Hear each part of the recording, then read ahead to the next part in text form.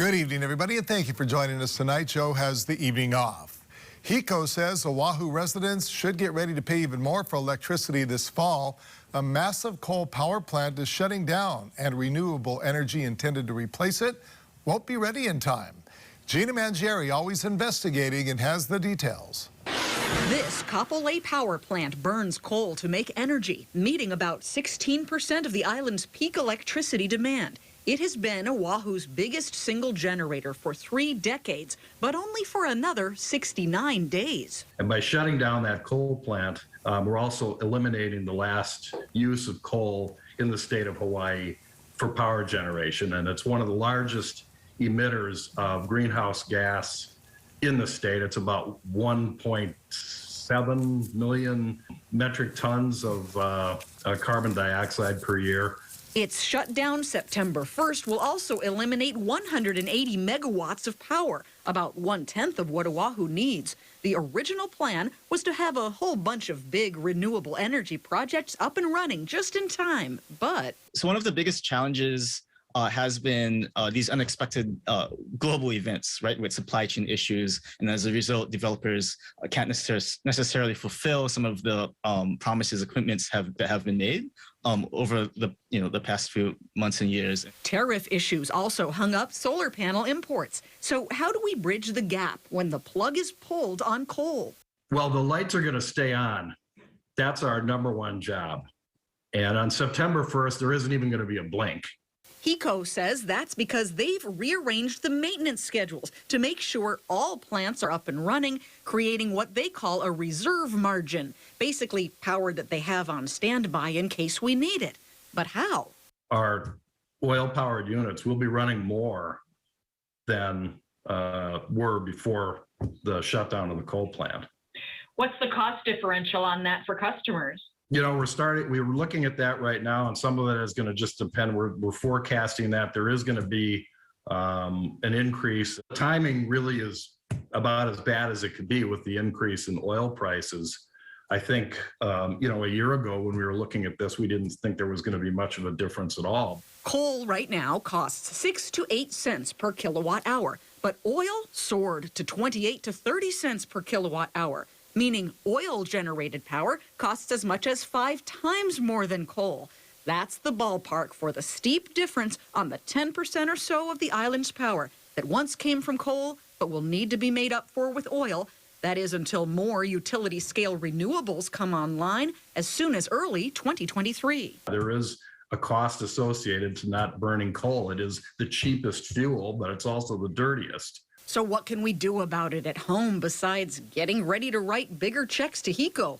If you have solar at home, get on the program for the battery bonus, where you agree to use your own power or export to the grid during the peaks. Uptake of that has been a little slow. The program is open up to 50 megawatts, and we know there's more in the pipeline coming, so that's really important. Every single resident can help, provide energy on Oahu. That's super helpful. Also, just use less power. This, while the island is also asked to cut back on water. To really be embracing the idea of conservation, as well as being mindful between 5 and 9 p.m., which is when the peak is. To that end, HECO has recently started reaching out to big power users and makers to plead for help. We work closely with the Board of Water Supply on when they run their pumping stations and that kind of thing. We work with the military. They, have a number of generators that they use themselves. We also just talk to large businesses to, if we need them to, can you say, hey, can you reduce your use between 5 and 9? If there's some, can you shut off your chiller for an hour? Gina Mangieri, KHON2 News, always investigating. Meanwhile, a battle is brewing between Ewa Beach residents and Hawaiian Electric, along with developer D.R. Horton. Residents of the Ho'opili subdivision say HECO and the developer are not following through on their obligation to put power lines underground. Manolo Morales reports. D.R. Horton plans to build up to 12,000 homes in the Ewa Beach community known as Ho'opili. Many of those living there now say they were told that power lines would be built underground. It was kind of part of the sale, beautiful vista, And now, just last minute, they're singing a different tune and claiming that they need to put these massive industrial poles right through our community. This is just the base. Residents say the power line pole will be 65 feet high, which is about twice the height of these light posts.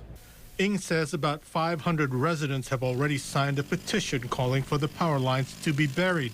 They say having them above ground is not only unsightly, it also brings the value of the property down. Look at Waikiki or out by Ko'olina. Like, they have underground power lines, so why do we deserve less as residents than the tourists do? So that's the broader issue here. We pay more for our homes. Hawaiian Electric says the cost to put the power lines overhead is $6.7 million. Underground, it will cost $25 million. In a statement, a spokesman said, "We followed the regulatory process. Under state law, the Public Utilities Commission determines whether higher voltage transmission lines shall be built above or below ground." D.R. Horton sent a statement saying, D.R. Horton remains focused on finding solutions to address Hawaii's housing shortage and keep homes as affordable as possible.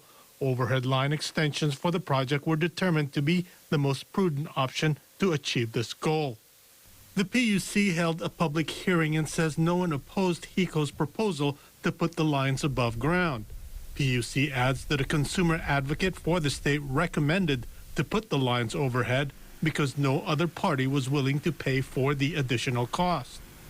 Late Thursday afternoon, HECO said that they have temporarily paused construction to work with a developer to address community concerns. Residents plan to meet with HECO and D.R. Horton on Monday. Manolo Morales, KHON2 News, working for Hawaii.